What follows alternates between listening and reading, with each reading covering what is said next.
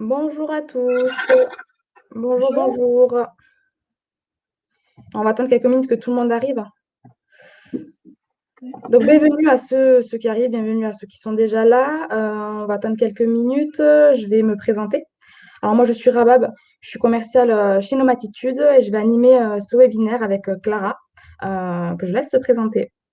Donc, bonjour tout le monde, moi c'est Clara et je suis la responsable commerciale de la région Sud-Ouest. Et donc, je vais être en binôme avec Rabat pour ce webinaire. Alors, on va du coup aujourd'hui nous intéresser à la dématérialisation et plus particulièrement aux avantages de cette dématérialisation. On va discuter pendant 20 minutes et puis on en consacrera 10 minutes pour les questions. Je pense qu'une bonne partie est là. Et déjà, donc, on va débuter. On va commencer par une rapide présentation de Nomatitude. Donc, en quelques mots, Nomatitude est spécialisée dans les solutions de gestion de flotte automobile ainsi que des équipes sur le terrain. Pour donner une idée, on va apporter des solutions telles que la géolocalisation, la gestion de planning, des outils de gestion de parc, d'optimisation de tournée, mais aussi de dématérialisation. Et ce, avec à chaque fois une personnalisation en fonction du secteur d'activité. Donc, nous avons 14 ans d'expérience dans le domaine de la télématique et bien évidemment, nous sommes éditeurs et concepteurs des solutions proposées. Et enfin, on intervient vraiment sur toute la France, donc sur tout le territoire français. Pour parler très rapidement de nos engagements, le premier, c'est la sécurité, donc par le biais de serveurs sécurisés, mais aussi par le biais du label Trust. Donc, c'est un label qui permet de garantir la pérennité des solutions. La proximité est extrêmement importante pour nous et de plus en plus aujourd'hui. On place en fait les utilisateurs au centre des problématiques, ce qui nous permet d'être innovants. On a d'ailleurs récemment créé Nomad Lab, qui est un laboratoire de recherche basé sur les retours clients. On peut donc faire participer les clients aux évolutions de nos solutions qui du coup évoluent en même temps que les besoins. Et notre dernier engagement en date, à savoir l'écologie, par le biais de la dématérialisation, mais aussi par le biais de partenariats avec Écoterie et Good Planet notamment, qui sont des associations engagées en faveur de l'environnement. On va maintenant s'intéresser plus particulièrement au sujet principal, à savoir la dématérialisation. Pour commencer, la dématérialisation, c'est quoi concrètement? Puisqu'on entend beaucoup ce terme et finalement, on a tendance à le confondre avec la numérisation ou encore avec la digitalisation, qui sont des termes un peu plus larges. La définition, elle est très claire. La dématérialisation, en fait, c'est la création de documents directement sous forme numérique, donc à l'aide de smartphones ou tablettes, et ce, dans le but d'intégrer ces documents dématérialisés à un processus comme, par exemple, le traitement des commandes, le traitement des bons de livraison, etc. Et donc, cette dématérialisation, elle va permettre deux choses. D'une part, l'augmentation de l'efficacité, une bonne sécurité des données et une facilité de mobilité pour les équipes itinérantes. Et d'autre part, cela va faciliter le télétravail, qui, comme vous le savez, est aujourd'hui omniprésent, distanciation sociale oblige, mais qui le sera également après cette crise sanitaire, puisque le télétravail commençait déjà à se démocratiser bien avant la Covid-19.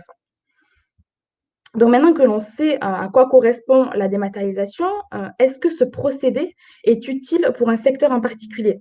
Eh bien, il n'y a pas de secteur prédéfini, puisque toutes les entreprises utilisent des documents en papier et la plupart ont des équipes sur le terrain.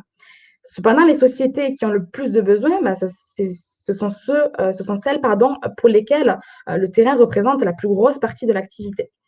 Parmi elles, on peut identifier par exemple les sociétés dans le secteur du transport, les sociétés dans le secteur, les entreprises de services spécialisées dans le chauffage, l'électricité, la clim par exemple, les sociétés issues du BTP ainsi que de la location de machines par exemple. Donc, on a des besoins qui sont différents et des niveaux d'équipement différents, mais il n'y a aucun secteur vraiment prédéfini puisque la problématique papier, elle est finalement universelle. Donc, on passe au dernier point de cette introduction. Euh, avant de rentrer vraiment dans le cœur du sujet, à savoir les gains, mais finalement, pourquoi se diriger vers la dématérialisation? Il faut d'abord savoir que le formulaire choisi est généralement un document qui fait perdre du temps, qui ralentit le processus de traitement, puisqu'il nécessite beaucoup de traitements redondants. Donc, on va avoir la possibilité de dématérialiser quelque chose qui nous prend du temps et de l'adapter à nos processus, mais aussi de le perfectionner, puisque beaucoup d'éléments ne sont pas compatibles avec du papier et un stylo, par exemple. Il est possible de dématérialiser des bonnes interventions, des bons de livraison, des relevés d'heures quand on est sur chantier notamment, mais aussi tout autre document qui ralentit vraiment le processus de traitement. Et en fait, dans ces formulaires, on a bien évidemment la possibilité d'inclure des éléments comme la prise de photos, les signatures, d'y insérer des champs obligatoires. C'est totalement personnalisable et vraiment adapté au métier. Il y a donc une possibilité vraiment infinie dans le choix et la forme des documents vraiment à dématérialiser.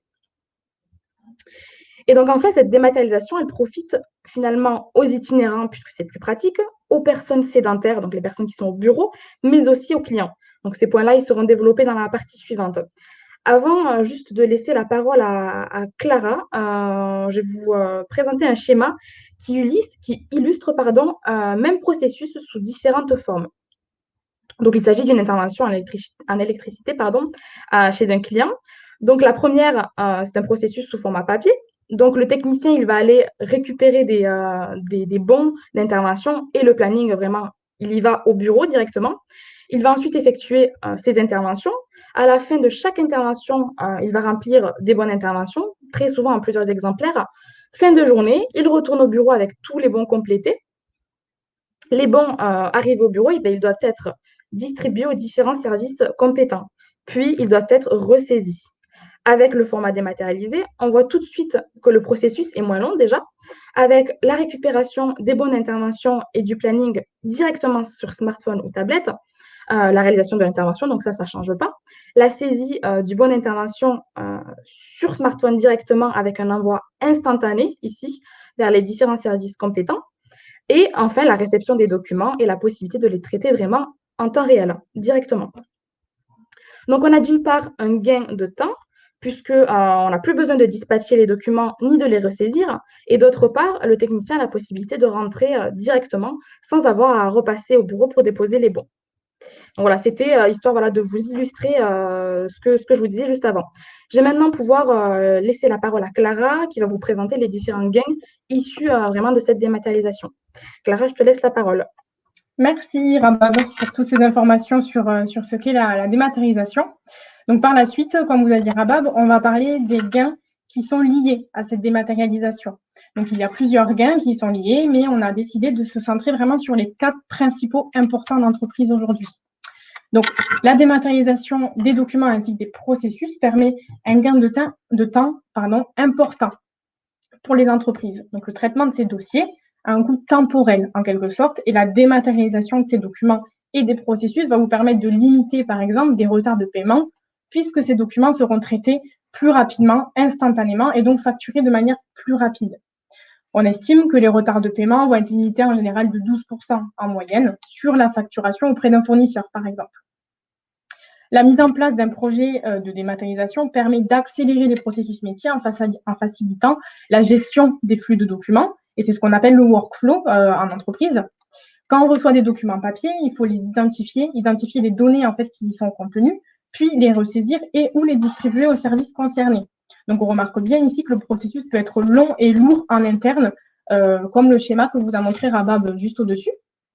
Donc l'automatisation de ces processus permet donc la réduction d'archivage physique et toute l'administration de ces documents qui vont y être liés, qui n'existeront plus du tout, ou du moins qui vont être massivement diminués. Et cela permet de raccourcir les temps de traitement de 46% en moyenne, donc pratiquement de moitié.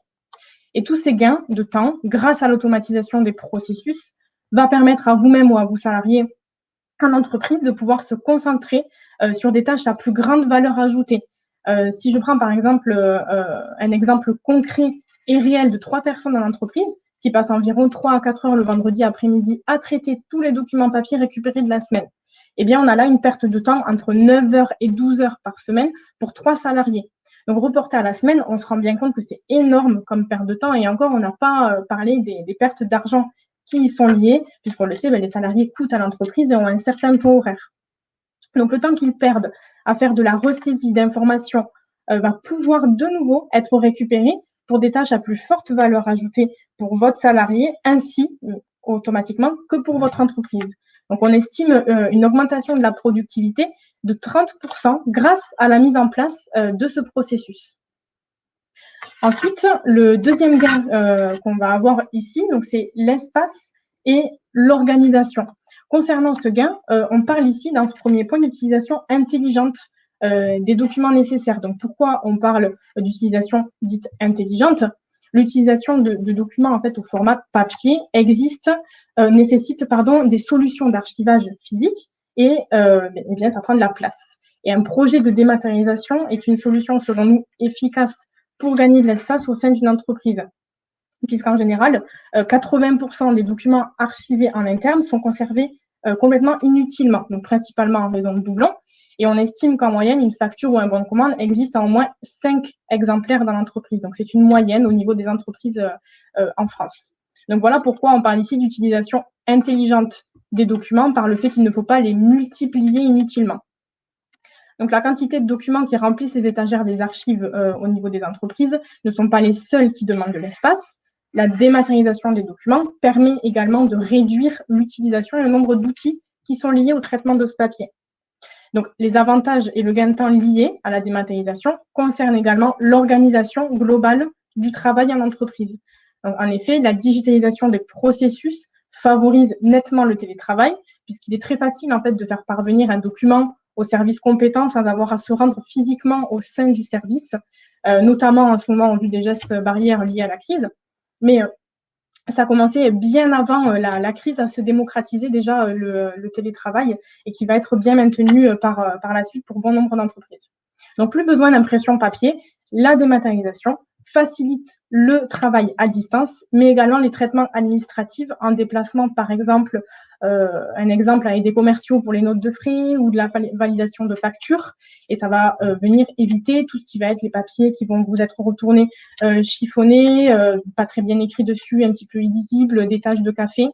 Donc, la dématérialisation facilite le flux de documents en entreprise au quotidien avec des informations plus qualitatives et précises qui nous arrivent plus rapidement et donc traitées avec plus de facilité, et tout ça en temps réel. Donc, le workflow ici est donc considérablement amélioré.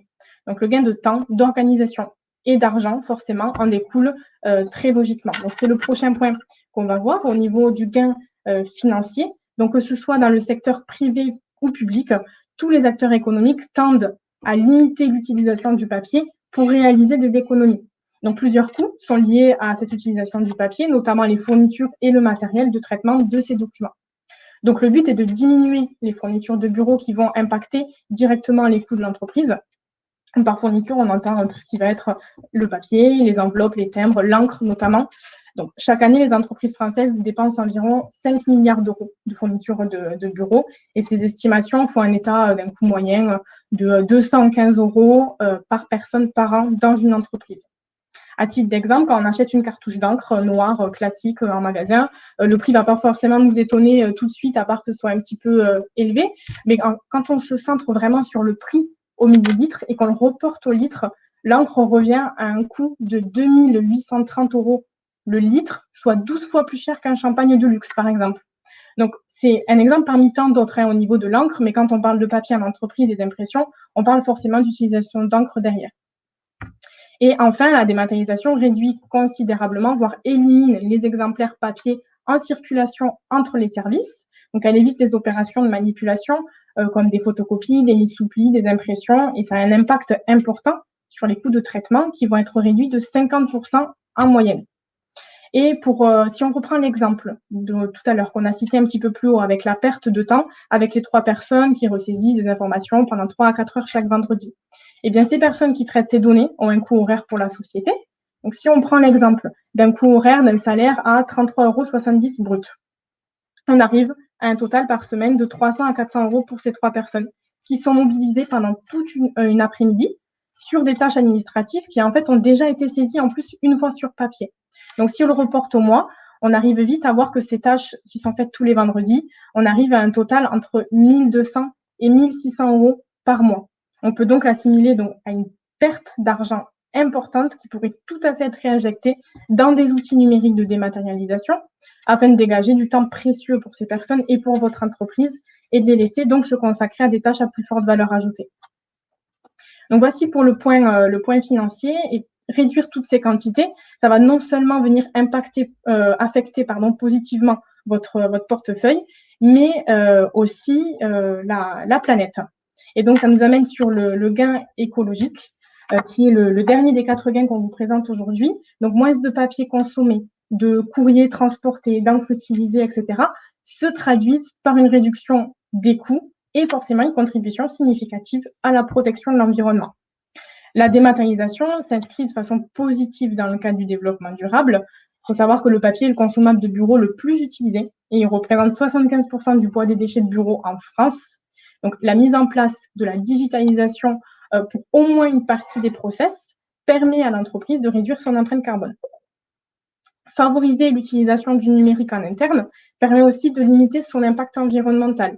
Donc, comme tout produit, le papier est générateur d'impact sur l'environnement tout au long de son cycle de vie, via l'extraction de matières premières, sa distribution, le traitement de ses déchets. Et cela a un coût environnemental que l'entreprise peut essayer de limiter en passant par cette dématérialisation.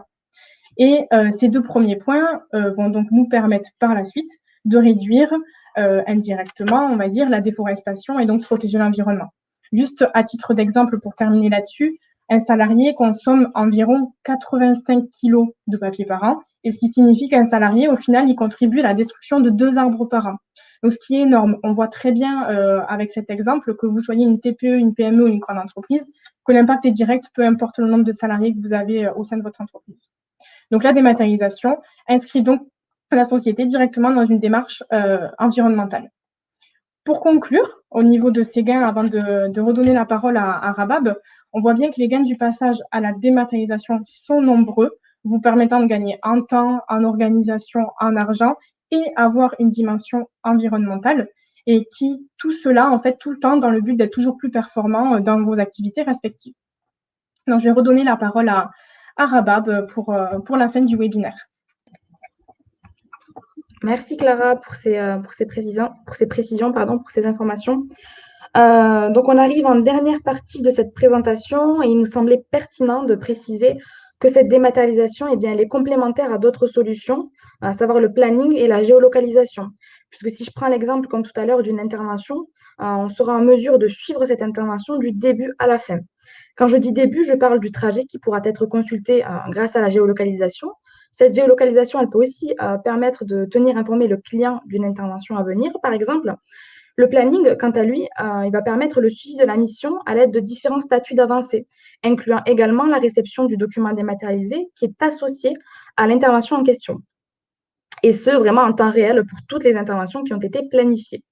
Donc, j'ai pris l'exemple des interventions, mais c'est aussi vrai pour les livraisons, par exemple. Donc, c'est une solution très intéressante à elle seule, mais il faut savoir qu'elle peut être complétée pour être optimisée, justement.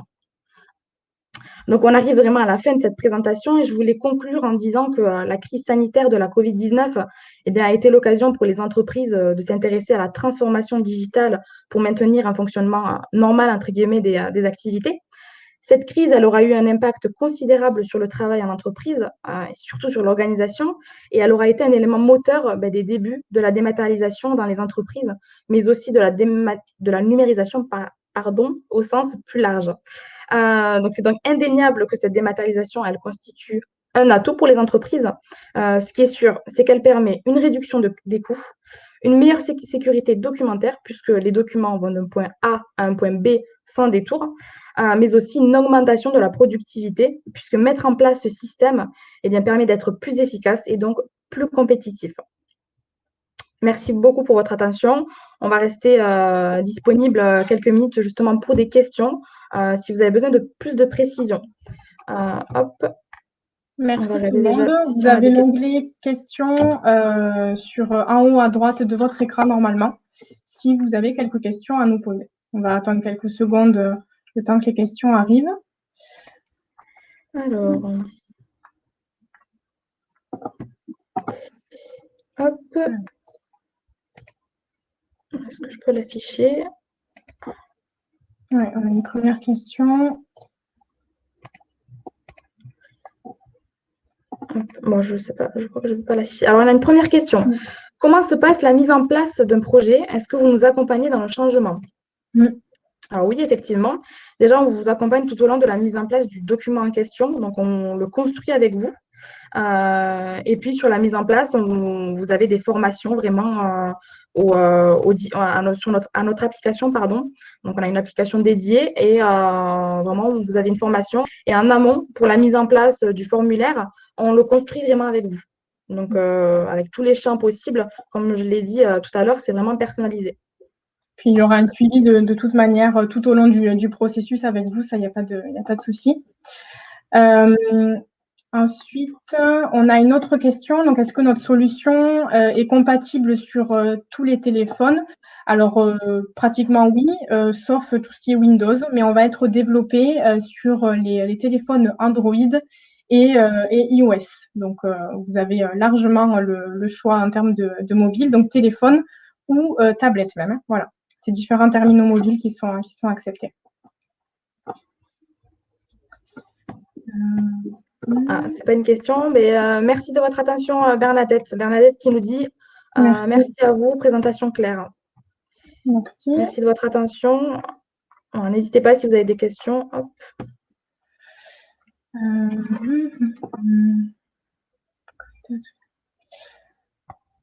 Alors, on a une question. Quels sont les formats de documents que l'on peut recevoir? On a différents formats une fois que votre bon de livraison, par exemple, votre bon dématérialisé va être fait avec nous. Vous allez pouvoir le recevoir de manière PDF ou de type CSV si vous voulez traiter les données après dans des logiciels particuliers, par exemple.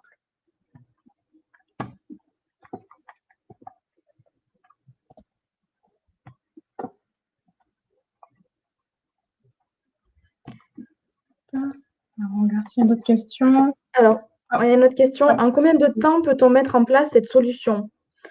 Du moment où vous faites le choix de mettre en place cette solution, le temps de mettre en place le formulaire vraiment adapté à vos besoins, personnalisé, et puis c'est directement opérationnel.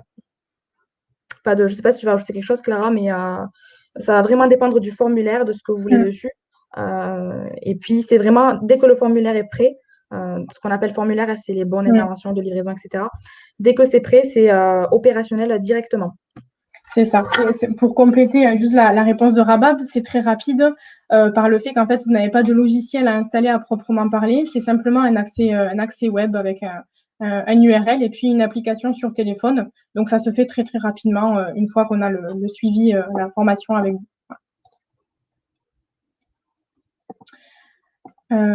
Alors,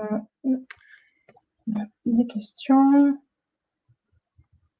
Alors, les formulaires sont-ils, une prochaine question, les formulaires sont-ils modifiables une fois qu'ils ont été déjà dématérialisés? Oui, il faut savoir qu'on prépare les formulaires une première fois avec vous. Si vous avez un formulaire papier qui existe ou complètement un nouveau, on le prépare avec vous dans un premier temps. On vous accompagne là-dessus. Ça va répondre aussi à une autre question. Est-ce qu'on peut les faire par nous-mêmes? Oui, également. Il y a un accompagnement, mais vous pouvez avoir la main dessus, il n'y a aucun souci. Ce qui fait qu'à tout moment, votre formulaire peut être modifié et adapté si vous avez des demandes particulières de vos clients ou en interne en entreprise, ça, il n'y a pas de souci. Modifiable et également par vous-même. C'est simple d'utilisation.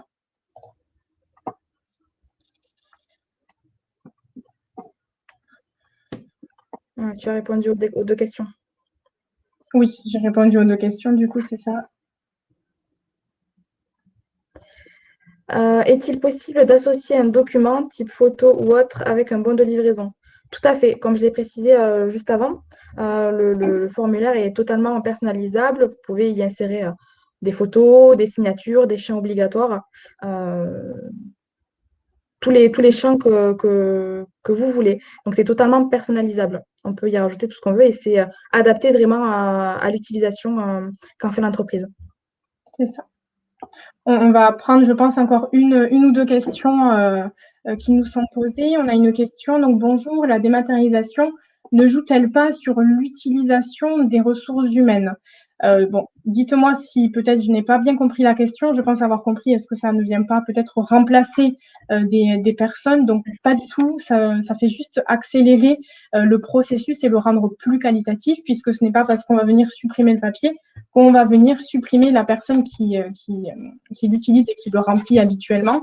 Au contraire, simplement, on va adapter les outils à la personne. Donc, la personne aura, au lieu du papier, un terminal mobile, smartphone ou tablette pour remplir les données. Donc, c'est toujours la même personne qui saisit les données. sauf qu'on va pouvoir dégager plus de temps pour la personne et aller plus rapidement en entreprise au niveau des processus. Voilà, j'espère avoir bien répondu à la question. Oui, moi, c'était clair, Clara.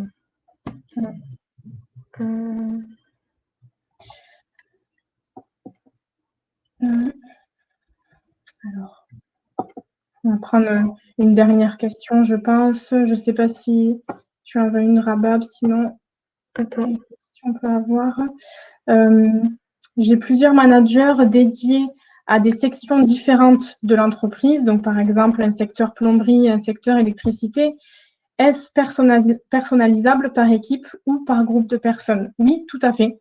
Vous pouvez créer différents types de formulaires, de bons, on va dire, et donner accès à ces formulaires à différentes personnes. Par exemple, les personnes qui s'occupent de la plomberie, leur donner accès simplement au formulaire plomberie, et de même pour le secteur électricité, associé à des managers. Ça, il n'y a pas de souci, c'est totalement adaptable et personnalisable.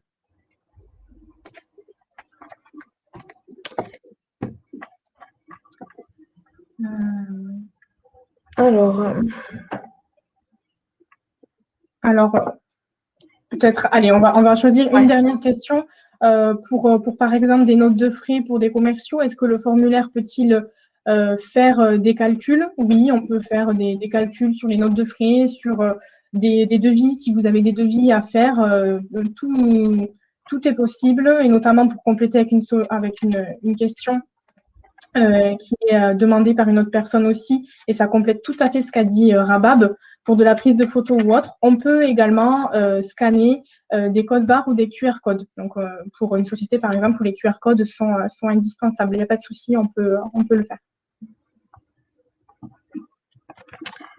Bon, mais je pense que on a fait le tour. Je ne sais pas si on en a oublié. Alors, peut-être juste pour une période d'essai, oui, c'est possible de tester l'application si vous voulez faire une transition entre votre activité actuelle avec du papier et la transition vers la dématérialisation. On peut vous accompagner sur une période de test avant de passer à la dématérialisation, il n'y a pas de souci. Bon, on va mettre fin à ce webinaire. Alors, à la fin de ce webinaire, vous allez recevoir un mail avec un lien d'accès à nos agendas. Donc, si vous voulez qu'on se prenne un petit rendez-vous pour faire le point sur votre projet, c'est totalement possible. Donc, n'hésitez pas. Vous aurez le lien sur le mail que vous recevrez là juste après. Bon, je remercie tout le monde pour votre écoute, pour votre participation. Merci à tous. Et à très bientôt. Merci, Clara. À très bientôt. Merci, Rabab. Merci tout le monde.